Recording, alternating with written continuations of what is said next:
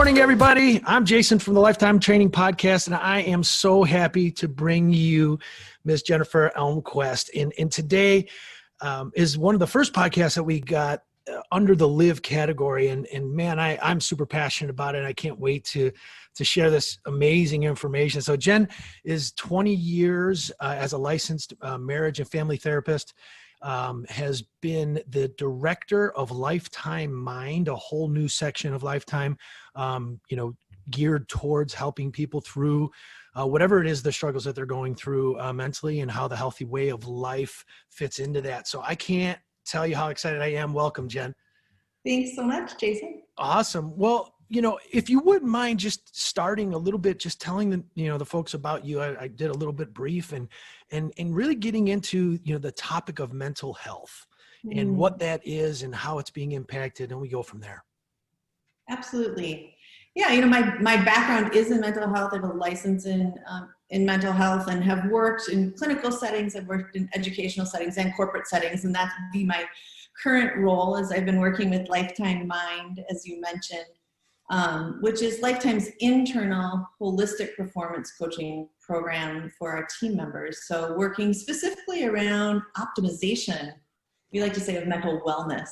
Yeah. And how we do that within the context of a healthy way of life, and understanding that all of our healthy way of life habits around exercise, nutrition, supplements, physical health, and mental wellness contribute to optimizing our mental performance. Yeah, it's funny too. Playing sports my whole life, I always said as I got older into playing higher level high school and college, the more mental it became. And I think, and as we get older, the more mental it becomes, and the more we get in our own way. So, if you wouldn't mind talking about a hot topic, which is, I believe, a component of mental health is well-being. And let's just start with the foundation of what are those two things and how they kind of work together, and how we talked about this, the thought feeling cycle, and how that impacts those areas. Great. So yeah, I'll address first kind of this idea of mental health and well-being, and then we can get to talking about a thought feeling cycle. Yeah. But mental health really as a broad term, I like to think of it as, we can define health as the loss of function, or we can define health as the presence of vitality. And there's a continuum, right? Yeah. Around mental health, we can be in a category within our mental health where we really aren't functioning well. That's where we start thinking about what we might call a diagnosis around anxiety or depression, or we get even into diagnoses around bipolar disorder, some more mental health concerns. And then on the other end, I like the term mental wellness, which is what we use with Lifetime Mind, because that really is talking about, like that optimization of the brain, really being in that vital space where we have clarity of focus, we have high engagement, we have really active memory running on all cylinders, we have good emotional regulation, which contributes to better relationship skills. That's kind of that optimization side of mental health. So really big world. It's funny. I'm going to relate it to something I learned when I went through this, it was functional diagnostic nutrition course a long time ago. And they talked about health, and they had a straight line, and down the center of it, they had symptoms. And then on the left side was basically, death. And on the right side was, on the right side was death. And on the left side was, total health, And I think what you're saying too, and what helped me realize this is, a lot of times we only start to go to the doctor when we have the symptom, and then we fix the symptom, and we don't really go back to help really be in an optimized state. We only try and play with the symptom. And I think, so many times, I grew up in an Italian family too, where, mental health was like, you were in the loony bin. That's what they used to say, right. That you went to the loony bin. And it's not, the most successful people in the world have mental health coaches, or whatever you want to call it, mental wellness, but the terms. And so getting just past the judgment of the terms is probably something that's huge too, huh? It really is. And that, I think, for me in my career, it's been one of my passions, is normalizing and destigmatizing mental health and making it consumer friendly. You know, so much of how we're able to digest something is how we talk about something. And so it really is important how we talk about mental health. And there's a lot of barriers for people, you know, whether it's a stigma around, you know, meaning that you're crazy, or if it's access or affordability. There's a number of things that keep people from reaching out and getting help in a preventive way. So you're right, we do tend to seek those services when we're in a crisis, and that isn't always the best time to learn preventive health skills, right? We're just trying to triage at that point and make sure that we're taking care of the really acute symptoms that we're dealing with in the moment. So gosh, I couldn't agree with you more that oftentimes once we deal with the crisis, we don't always go back and then get ourselves into a state where we prevent that crisis from coming again. Yeah, that's great. So with those things, and we mentioned this thought feeling cycle, because I think that plays a huge role in exactly what we're talking about right here, is that, you know, so often we try to deal with it when it's at its worst, which could be one of the hardest probably times I would think to be able to try to actually deal with something, because you don't have the skills to be able to handle it. So can you talk to us about that thought feeling cycle and how that impacts, and, you know, what can we do about it? Yeah, absolutely. You know, I think when we think about, and I'll touch too on what you asked originally too around well-being, being a part of this, because really we're starting to get into that idea of how does the brain work and how does the brain work with the body. And I really, you know, I wish we could get into a place within our culture where we weren't talking about physical health and mental health, but we were actually talking about one health. Yeah. Because I think when we talk about well-being, you know, we're talking about one health of the body. And then for us as people, we're talking about our overall presence in the world of, you know, how is our financial health? How's our social health? How is our health around our vocation? You know, do we have full well-being in how we exist in the world? But a huge component of that is that one health around how is the body and the mind working together. And I think that's when you get to the thought feeling cycle around, universally our brains work the same way. We experience something that creates a thought. That thought then generates an emotion. The emotion generates a reaction, and the reaction generates an experience.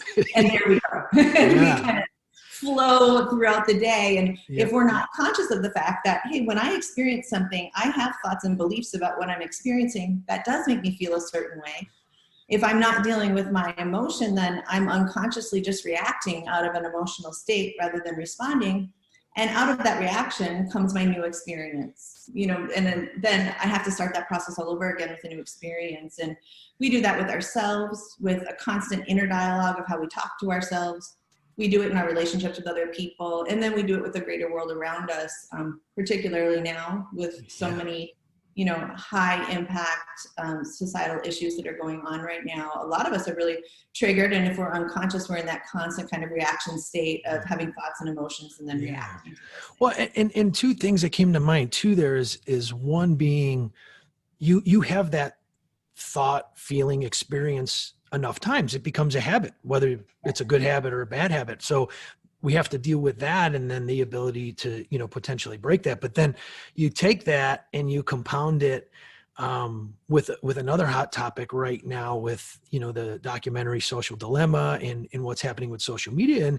And we literally get caught up seeing what, you know, in kind of that self-fulfilling prophecy of going over and over and over. And then it becomes very difficult to probably break. So, you know, you're dealing with the performance side, but what have you seen or, you know, and felt, I mean, through the practice and family, and because obviously it probably comes up in the impact that social media currently has, you know, and there's some good things to it, but God, you know, there's a lot of things that are seeing that it's as addictive as a drug or anything else that's out there. Yeah. Well, true. You know, I think they expounded on this in the documentary on Netflix, Social Dilemma, which I thought was excellent. Yeah. They talk about, you know, the dopamine hit that we do get from social media sites like an Instagram, which is constantly feeding us new information. So we do get addicted to the pull down and seeing a repopulation of information, and that gives us a hit. And, that really ultimately makes, we can do that with email, right? We can do that we can do with notifications on our phone, anything that's giving us some sort of reinforcement that, that we're important, that we matter, that the world is connected to us. And in that way, I think, our smartphones kind of end up being the slot machine in our pocket. I think people are going to start walking around like this too, just because they're so used to grasping it in their hand, right? That was a big thing too. I after watching it, I was kind of like, I'm done. I'm going to shut it down. I'm like, well, wait, kind of part of my business actually requires that I'm on it. But one of the things you mentioned, and anything else that you can add that I think was good, and it's something that I did, is I turned all the notifications off of every one of my social media platforms. But so that's a good skill you'd mentioned or not skill, but a good thing that you can do to help calm that aspect down, so you're not constantly looking at it while you're talking to somebody or whatnot. Right. Yeah. It's true. And right now we're in a unique time period because of, again, all of the concerns that are coming at us in our culture and in America in general. But I think that what that means is that we're under a brand new level of intense kind of chronic stress. And what the social media does add to that a level of stress. And so when we're looking at caring for our bodies, our minds right now, any stress reduction that we can implement is really helpful. And if one of the ways that we can do that is by limiting or maybe getting rid of some of those social media distractions, I think it can be really helpful. One of the things that ends up perpetuating on social media is kind of a negative view of self. So, and again, going back to that thought feeling cycle, is for the most part, social media tends to create a sense of my life isn't as good as somebody else's life. There tends to be that comparison, or even right now, a lot of comparison of viewpoints, your viewpoint's not my viewpoint. And so we can get really worked up emotionally, and we end up walking away from those experiences not feeling better, not feeling edified, not feeling energized, but actually feeling depleted and feeling worse about ourselves. And that is that's a chronic stress state in and of itself to put yourself into. So I tend to tell people, really check when you're using your social media and you get off of it, what's your feeling state? And what are you telling yourself? Love that. Yeah. That thought feeling connection. And if you get off it and you find out that I feel energized, and that was really helpful because on that whatever platform, I learned something new, or I connected with somebody I really care about and I feel more intimately connected. Wonderful. Use it. But if you get off and you feel like, oh my gosh, I feel exhausted, I feel fatigued, I don't feel great, I'm looking around, I feel like I have to refresh my house, I have to buy a new wardrobe, I have to lose 50 pounds, whatever it is, that, to make you feel bad about yourself, then that's probably not where you want to spend your time now. But and it's hard to get out of that, because it's mind numbing of just sitting there. And I think I've done it several times where I'm just sitting there, and next thing you know, 45 minutes went by and I'm still swiping. I'm like, what am I doing? Gosh. So it's tough. So, but I love that. So the tip that you said there's one that's, turning off the notifications. But then the second thing is, once you're done looking at whatever it is that you're looking at, really ask yourself some questions of, hey, how do I feel right now? Mm-hmm. And am I more energized? Do I feel better walking out of this experience, or am I feeling worse? And that can help you hopefully try to curve some of the time in front of it, or maybe add to it if it's something that is helping you. Yeah, absolutely. And that's gonna be different. We're all gonna have different experiences, but I think particularly when it comes to, if there's parents watching, in particular if you have children, tweens, adolescents, and considering the fact that, their brains aren't fully developed yet. They're not going to be until they're 25, and they lose that executive function that we have as adults to be able to filter through that information, to be able to strategize their time appropriately, and to actually curb their impulses. And so, adolescents are going to be coming from a place where they're going to be acting more impulsively.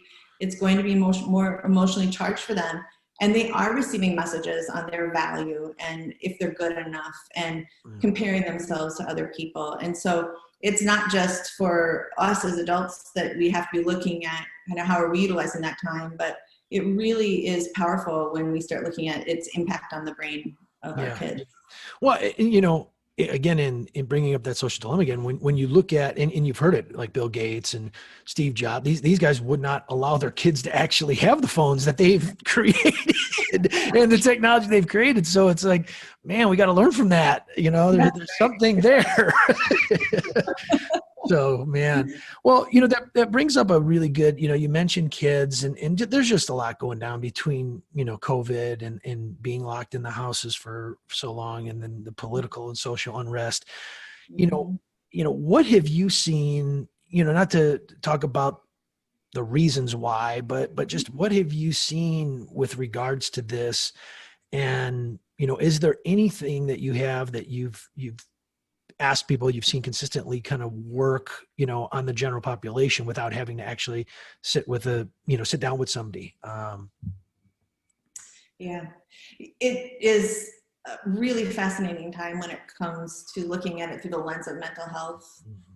I think that we are seeing the impacts from a mental health perspective with a rise of anxiety, a rise of depression. What I would really say is a rise of hopelessness for people. Wow.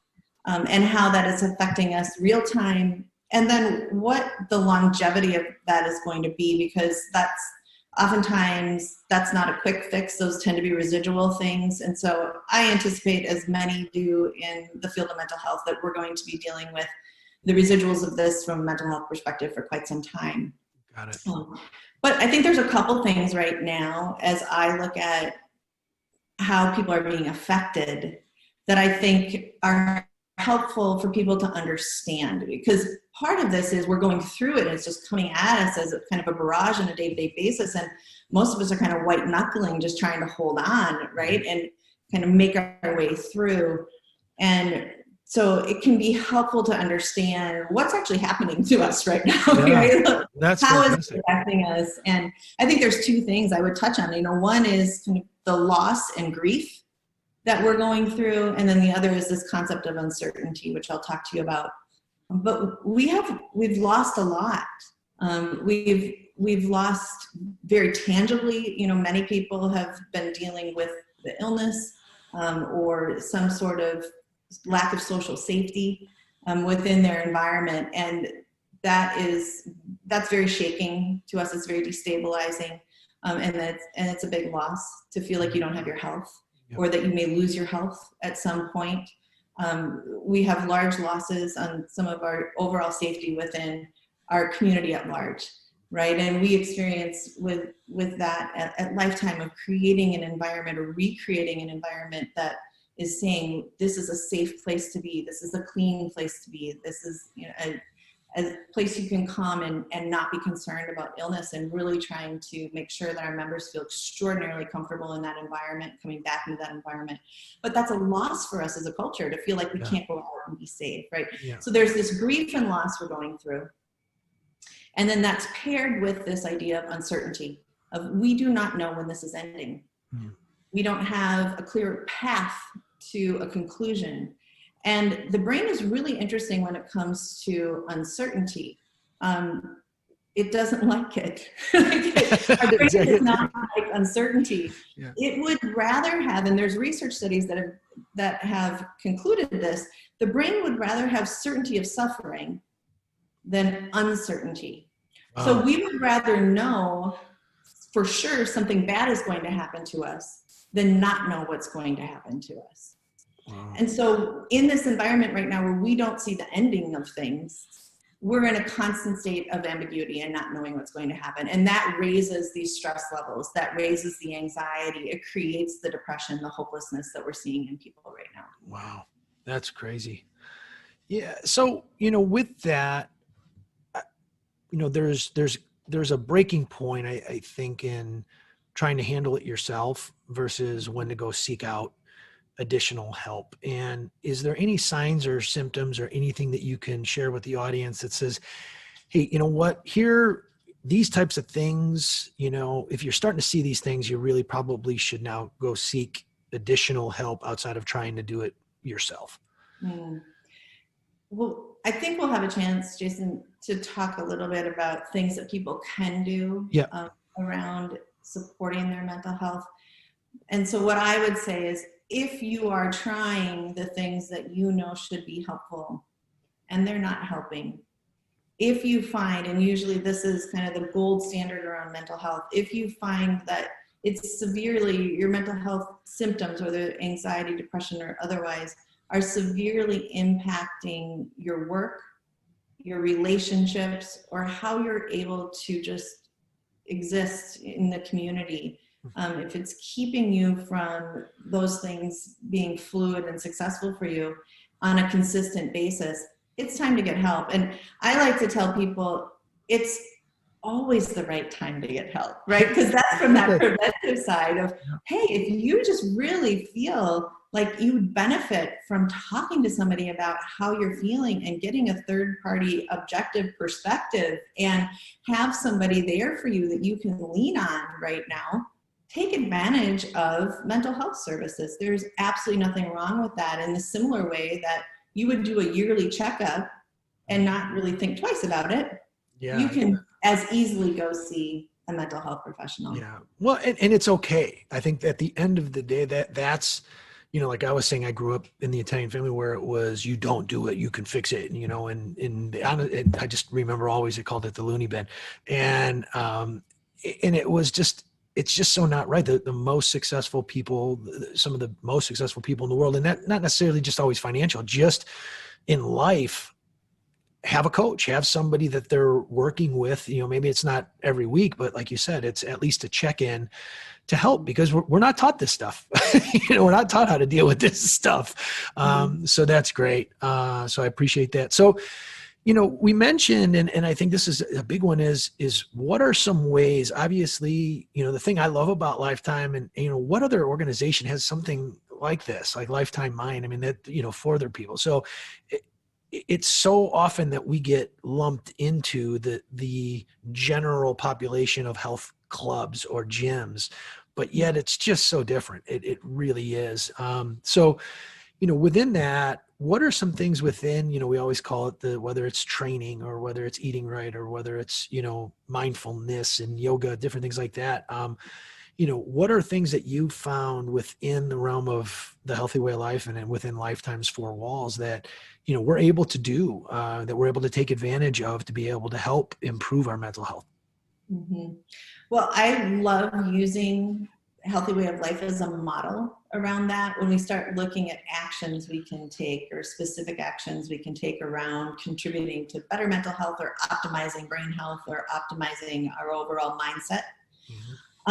And so I always break it down and I start looking at quadrants, but we know the value of exercise, movement on the brain, of just merely from a blood flow perspective, but then you start looking at all of the great hormones that get released when we are utilizing cardio. And we know that that is a positive effect to release anxiety from the body, to release stress from the body, to release cortisol. We also know it's positive in boosting mood when it comes to feeling down, feeling depressed, feeling lethargic. That exercise is really important to put into play. I mean, to me, it's a first line when someone comes and sees me and they're talking to me, again, just basically about, you know, I'm feeling anxious or I'm feeling down. One of the first things I'm going to go to is, well, first, have you seen your doctor? I always like people to rule out, do you have anything going on with your physical health that I don't want you banging your head against the wall trying to fix this on your own if maybe physically there's something not quite right. Yep. But secondarily, are you moving? And then are you eating well? Because food is a drug, and food affects how we feel, and food affects how we think. So again, just looking basic, you know, some basics are, if you're feeling incredibly anxious, especially right now during this time, a simple thing is to reduce your intake of caffeine. Caffeine is going to make you feel more anxious. So, you know, getting rid of something like that. Oftentimes too, we talk about people being hangry. Right? The brain, but it's true. You get low blood sugar. It makes it's funny too. So just I got to throw this tip in there. Those people that are doing the intermittent fasting, because it's such a hot thing right now, if you're getting hangry all the time, maybe you might need to change that up a little bit. I had to throw it in because you're seeing more hangry people now than ever. if people around you are avoiding you during that, 12-hour, 14-hour window, whatever it is for you, then that might be a clue. It's too long for you. Yes. But it does, right? How we eat, when we eat, how we time what we eat, and then what we eat all affects how we're able to perform and focus mentally and relationally, as it affects our moods. Well, and we start looking at supplements, and obviously that's a large conversation, but just even basic supplements around brain health. We start looking at the B vitamins, the D vitamin, when we look at fish oil, some of those really basic things that give us good, strong foundational health within our brain. And then we start looking at supplements that can help. They can help not only boost the mood, but they can help with, from a nootropic standpoint, as far as mental performance. Ashwagandha is one of those that is, really can be very helpful, and there's really good research behind it too. So I'm a huge proponent of great supplements that have good research, and then coordinating that with a trainer, a nutritionist, or a functional medicine physician that can actually be helping you know what's good for your own body. Yeah, we've done, it's going to release next week, I believe, or in the coming weeks, with Jim Lavelle. I don't know if you remember Jim. And in one of the things that we talked about, and I'm going to steal it a little bit, is just hormone health. Because again, if we're in constant stress, the cortisol is in a constant release, so then you can get depleted, and then your energy's all over the place. But at the same time, it counteracts the sex hormones that help balance out the ability to handle stress. So, when those things are out of balance, there could be things like that. And that's when you need to go to the doc and figure those things out, because you may not be able to handle it right now just based on the stress load that you've been under for so long and how it's impacted your metabolism.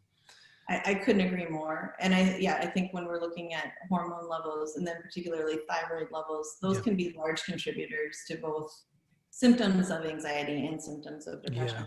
Yeah. And one of the things I want to bring up, I don't know, did you ever read the book? It's called Spark. It was written not a long time ago, 10, 15 years ago, maybe more. And it was the study that they reached about it. It was the benefits of exercise. It was when a lot of high schools and grade schools were removing gym, and there was a school district in Naperville, Illinois, that the study was done. And what they did was they put in what was called 0-hour PE, and they just had the students run a mile with a heart rate monitor on, and their score was based off of how long did it take you to do the mile in the beginning. And all they did was 3 days a week, they ran the mile. I think it was 3 days. It may have been more, but it was, they ran the mile, and then that was their P class. And if they improved their time at the end of the semester, they got an A. And one of the things though that they did also was they took math and science, and they moved math and science to the first two classes after 0-hour PE. And that school district went from middle tier. They weren't worst, but they were middle tier throughout the nation in math and science to number 1 and 2. And they didn't change curriculum. They didn't change teachers. The only thing they did was they had them work out and do things before, at a certain intensity level and certain patterns, before they actually started to learn. And they found that they released those exercises, and those things released brain-derived neurotrophic factor, which is like fertilizer for memory of the brain. So it was phenomenal. So I don't know if you agree, or if you heard, or you just knew of those particular things that can also help benefit kids and as well as us. Absolutely. We talk about when we're doing the performance coaching with team members, particularly now that they're working at home, but we would do this before too, for people that were putting in a lot of hours in a cubicle or at a desk. And we talk about some of those brain hacks that you can utilize in order to keep yourself refreshed and focused throughout the day. And movement being critical, that's obviously a significant piece of research. But if we just take it even down to the smallest level, that one of the best things you can do when you're done with a task is get up, move, even walk out of the room, and then come back in before you engage in something new. It actually cues your brain that I'm transitioning and it's time to focus on something different. So if you're sitting at your desk, you're working on emails, and now you're going to jump into doing some sort of building a report, the very best thing you do is give yourself that 5-minute break, get up, walk out of the room, do something Yeah. different, come back in and reintroduce your brain to what you're going to do next. Oh, that's awesome. Great. So there's mindfulness and then there's meditation. And I don't know if you could talk any, and what do you see as the difference there, and how do those things come into play as a tool? And obviously we have some of those things that are available to learn at Lifetime as well. Absolutely. Mindfulness and meditation, I think they are just beautiful partners. So they do serve they serve different purposes, but they marry so well together. So when we think about mindfulness, we're really talking about getting into a state of mind where we would say is non-judgmental acceptance of how you feel and what you're experiencing. And so it's exercises that help you start to practice being in that state within your own mind, which ultimately creates, again, a reduction in stress, greater levels of happiness, better focus. And it is something that we practice in Lifetime Mind that can be very simple sometimes, even through a breath exercise. Again, this is a hack if you're sitting at your desk and you need to focus, or I like to even say it's a great centering exercise when you start your day. But to sit down at your desk, and I would say use a simple mantra. So I like using just a 2-word phrase, and just this is a really nice one. So you can breathe in thinking just, breathe out thinking this. That phrase in essence is saying, I accept where I am, I accept the moment I'm in, I'm accepting what's happening to me, and I'm allowing myself to breathe and center. So that's a very simple mindfulness exercise, but it's accomplishing that reset of your mind around acceptance of the moment. I love it. Go ahead. No, and then I was going to talk a little bit about meditation, but please let me know your thoughts there on that. No, I was going to talk about meditation, so go ahead, and then I'll circle back with my experience. Sure. And so when we look at meditation, meditation, obviously ancient practice. It's not something that I think any of us can own with any kind of newness, except for science is starting to do research on it, which always makes it interesting to a new set of people. Yeah. The meditation in itself is its roots in spiritual practices, obviously going back centuries. But we look from a scientific perspective now, and we're really starting to understand how people that utilize the exercise of meditation, and meditation can be done in a variety of different ways. But again, it is something where you're working with breath and you're working with centering of the mind. What it allows the mind to do as you practice it over time is it actually allows the brain to restructure. So what they have seen in studying with MRIs, people utilizing meditation over time, is they've seen a reduction in the amygdala, which is the emotional reactive center of the brain, and they've seen an increase in the prefrontal cortex, which is our CEO of growth in the gray matter of that part of the brain. So it tends to allow you to be less emotionally reactive and more emotionally and psychologically present. Love it. And I got to go off of my experience. I went through some pretty tough times, probably about 5-6 years ago. And that's when I got caught into reading more and doing meditation. And I struggled with it. I couldn't do it. And then I did find, at that time I used Headspace, which, is a pretty popular app now. And it really helped me understand. I think this is where a lot of people, they start to meditate. And then, there's so many thoughts that come into their mind, and then they judge themselves that I can't do it. And it's like, no, you're doing it.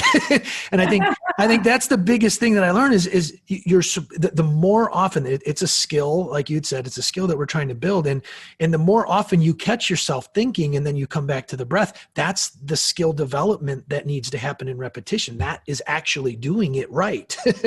and it'll slow down, in time. And, this year I made it a point, and I'm thankfully, and I'm not bragging on myself, but I am, I guess, is I've literally every single morning since the beginning of this year, so it's 270 days, I think, or something like that, I've used the Calm app now, just another one that it helps me. And I just, first thing in the morning, I jump in a cold plunge if I can find it in Arizona. It'll be coming soon. And then I'll do a 10-minute meditation, and I can't tell you how much it's helped me. It doesn't mean that I don't get emotional, but I've definitely been able to lower, and my blood pressure is lower now. And, my things just kind of roll off, and I deal with it in a much better way now. So I can't tell you how powerful it is, but just stick with it and use, I always say, use the guided if you can. So a lot of them are free too. Absolutely. And first of all, what a great thing to brag on. So go right ahead and write that all day long. That is inspirational. And the more stories that are out there for people of really hearing firsthand the difference that makes in somebody's life, the more apt we are to be influenced and try that. We've used with Lifetime Mind a tool called Muse. Mm-hmm. I like to say it's like a heart rate monitor for the brain. So it is actually, I have it right here. I will show it to you as we're talking. It's a headband that goes on, and it measures your brain states. It measures 3 brain states. Oh, we got to take it to the next level here. This is fantastic. Yeah. Measures 3 It looks good on you too. Well, thank you. It's high fashion. And it's, measuring our active brain state, our relaxed brain state, and then a calm state, or what we consider a meditative state. It pairs with an app on the phone that actually runs a guided meditation for you, or just a timed meditation with a nice calming background that you can choose. And then it gives you that immediate feedback of being able to see your brain waves and being able to see how long you actually spent in a meditative state. And the thing that I like about this, and this is not an ad, but the thing that I really like about it is that so many of us, like you're saying, Jason, ask that question of, am I doing this right? Am I doing this right? We are so caught in our ground performance, doing things correctly. And so that real-time feedback actually can be very helpful to start to understand from a physiological perspective what it does mean to slip into that meditative state. That can be something that can take a regular practice quite some time for us to acclimate to. Muse, I think, helps us ramp that up a little faster, and it's somewhat gamified in the fact that it keeps track of how long we have been meditating and congratulates us along the way. Awesome. And so, again, dopamine hit to the brain of feeling like we're doing something. And that's what became, that's the thing. So many people don't track stuff. We see that in the fitness world. Oh, I don't want to weigh myself yet. I want to wait until I get in shape. Well, you've lost all of this stuff, and now you can't congratulate yourself for it, which is going to make it harder for you to stay. So that thing is awesome. So it's basically a biofeedback of different phases of even meditation. And is that something that we currently have and that we have a partnership with it or offer, or is that you just buy it online? We do actually have there's a discount that you can get. I have an affiliate link I could send to you if people wanted to get a discount on a Muse with being connected to Lifetime. Yeah, cool. That's awesome. Well, I guess anything else that you want to share with regard to, letting people know about Lifetime Mind and kind of where you see the vision for that. I'd love to kind of go there, and then kind of closing thoughts, and we'll wrap it up. Well, if we have team members that are listening, this is definitely something that they can access as a resource. We offer performance coaching with our coaches, and then we also offer group coaching sessions. We do Mindful Mondays where we lead mindfulness exercises. We just finished up a group session on resiliency and building a resilient mindset. So we have really awesome resources for people that work for Lifetime. For people outside of Lifetime listening, this isn't something that's available to the general public yet. But what I would love to say, and I think this is a passion point around Lifetime Mind in general, is that it is absolutely essential that you're pursuing your mental performance in the same way that you're pursuing your physical health. Mm-hmm. Those two go hand in hand, and when you improve one, you improve the other.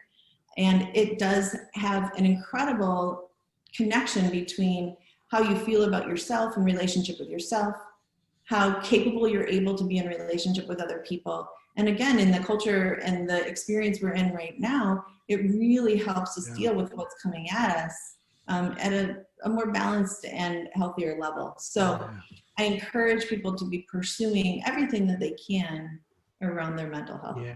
And, there's two things I want to highlight there too. One, being just knowing from an employer standpoint that we have this, and then on the flip side of to the general population, what a benefit to, come and work for us and be able to take advantage of that. And then to the people that they're working with, knowing that, they're going through it too. And I could speak for 25 years in the industry and working with trainers, so many people look fit, but they're not healthy. And, they sometimes overindulge in the fit to, compensate for where they're at and the things that they're not working with. So just to know, if you're out there, take advantage of this stuff so that you'll be better and you can help your people better. And the people know that they'll be able to be helped better. So it's just such a powerful thing. So I can't thank you enough for getting that started. I'll definitely, be one that's going to jump in there soon as well. So thank you so much for that. And then, anything else though that you can share that you want to kind of close it down with, that you want to tell the audience? Well, I think as we are all right now trying to do our very best, and I've said this in a number of different opportunities I've had to talk about this very topic around mental wellness and the time period that we're in right now, is I've really encouraged people to utilize this concept of grace in their lives. Grace for yourself, grace for those that you live with, grace for those you work with. That this is a challenging time. And I love the saying that says, be kind to others. We have no idea what they're going through. And I think this is one of those times that if we can really start working on that muscle of grace and kindness, we can make the world a better place. That's awesome. Thank you so much. This was fantastic. And, hopefully we'll have a lot more in this series of trying to help people live in a healthy way of life. So thank you so much, Jen. Uh-oh, you frozen? Hello? Oh, we ended on Yeah. Oh, you froze on me. Sorry. Sorry. Thanks so much. I'm so happy to spend time with you. Thank you so much. Everybody have a great day and look forward to the feedback as we launch this. Thank you so much.